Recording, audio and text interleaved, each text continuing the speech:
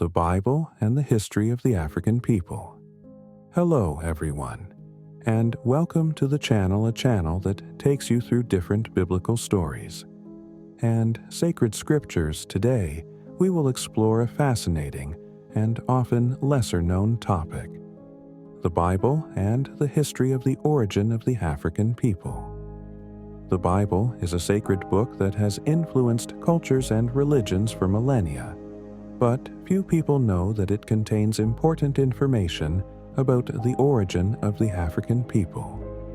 Let's dive into the sacred scriptures, unravel lesser-known facts, and learn about the biblical ancestors of Black and African peoples.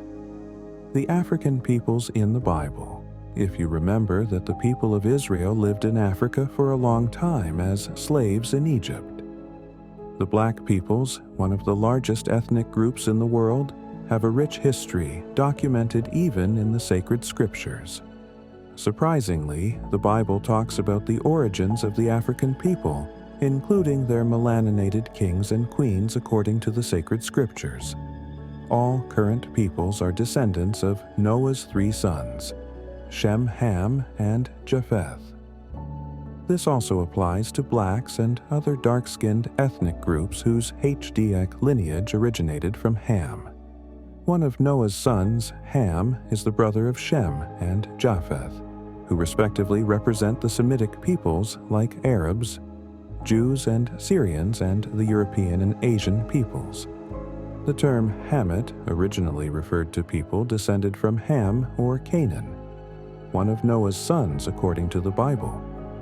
After the flood, Noah and his 3 sons were tasked with continuing Adam's lineage, and their father's descendants with only 8 people.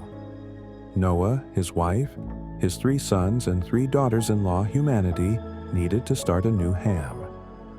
Noah's son is recognized as the ancestor of African and Black peoples in the Bible. His name is often associated with Africa, and indeed, the book of Psalms depicts him as the ancestor of the ancient Egypt Ipon. Interestingly, in ancient times, Rabbin traditions, ancient tales of the Jewish people, and other ancient traditions always identified him as the ancestor of African peoples. Furthermore, all interpretations of Ham's children point to African countries and regions and their peoples.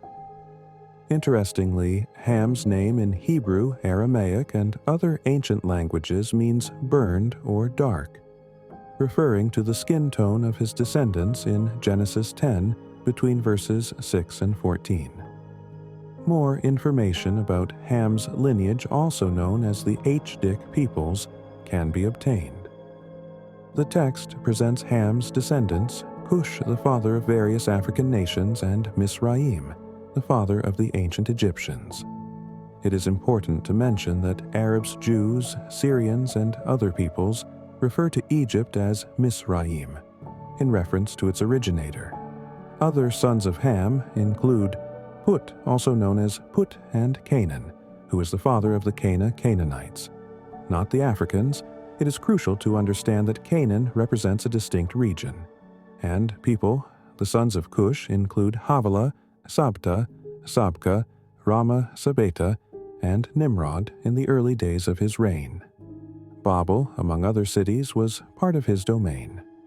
Nimrod, who was an ancestor of the native peoples of ancient Babylonia. And the Sumerians ventured into Assyria, where he founded 2 or 3 cities. Additionally, Miseaim was the ancestor of the Ludi, who are North African peoples like the Anim, Lame, Nauk, Pusim, and Klim, from whom the Philistines and the Penes descended. Miseaim, the firstborn son of Ham, gave rise to many nations and peoples, including the Ethiopian people. All Ethiopians descend from Cush, as well as the inhabitants of Nubia, known in ancient times as the Kingdom of Cush. These are the main nations and peoples generated by Cush. Ham's son, the first son of Ham. They are not limited to Cush and Nubia, including the Kingdom of Cush, the Kingdom of Nubia, and the ancient Sumerians. Nimrod, the rebellious son of Cush, is considered the progenitor of the Samaritan people.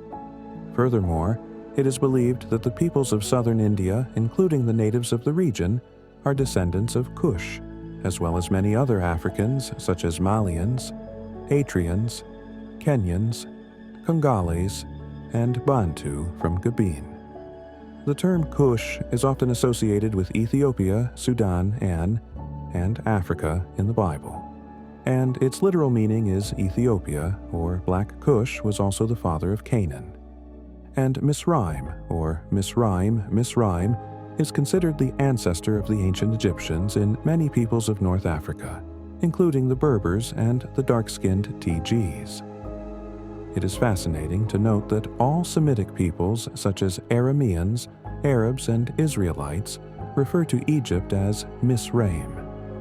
This designation is used in various ancient languages like Arab, Arabic, and Hebrew. We know that Ham is the ancestor of all African and South Indian peoples, and he lived a very long life because he was born before the flood.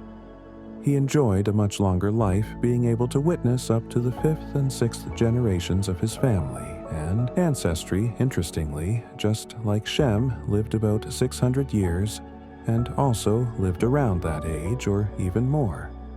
Although there is no precise confirmation of how many years he lived, since the biblical texts do not mention it, is presumable that he reached the 600-year mark like his brother. It is not known for certain where Ham's tomb is located, but according to some theories and studies it may be in the Ethiopian region or even in Nubia. Others claim that he is buried in Mesopotamia in the land of the Samans. However, many agree that Ham's tomb is in Africa, specifically in Sudan or Ethiopia. Some even suggest that he could be buried in Egypt, which is quite intriguing and interesting since Egypt is a country full of mysteries and people buried 3,000 or 4,000 years ago are constantly being discovered. The Book of Jubilees provides us with more information about Ham's old age and events involving Noah's family and the 3 lineages: Ham's lineage, Shem's lineage, and Japheth's lineage. This ancient Jewish manuscript believed to be true in the time of Christ, and even before reports that Ham completely disapproved of his youngest son, Canaan's decision to dwell in the land of Shem, which is now known as Israel. Canaan did not agree with his son Canaan's attitude of taking those lands for himself in the Book of Jubilees. It is reported that Cush and Miseaim, Canaan's brothers along with their father Ham, disapproved of Canaan's decision to dwell in the land of Shem, which is the region that corresponds to Israel today.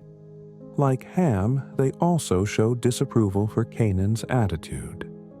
They go to Canaan and order him to leave that land as they believe that African lands are reserved for the descendants of Ham.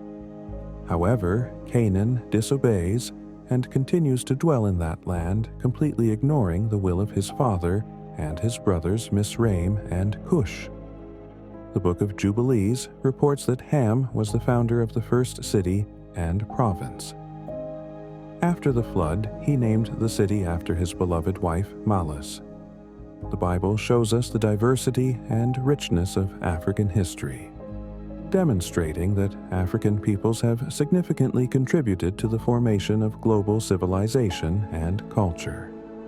However, having reached this point, I shall inform you about the origin and migration starting with the lineage of Ham's descendants, son of Noah in the biblical narrative in Genesis 10.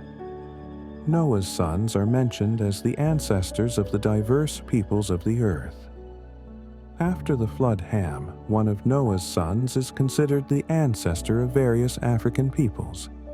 According to this narrative, his sons included Cush, associated with Nubia, a historical region in present-day Sudan, and southern Egypt; Miseaim, associated with Egypt; Put, associated with Libya; and Canaan, associated with the region of Canaan, including parts of present-day Palestine.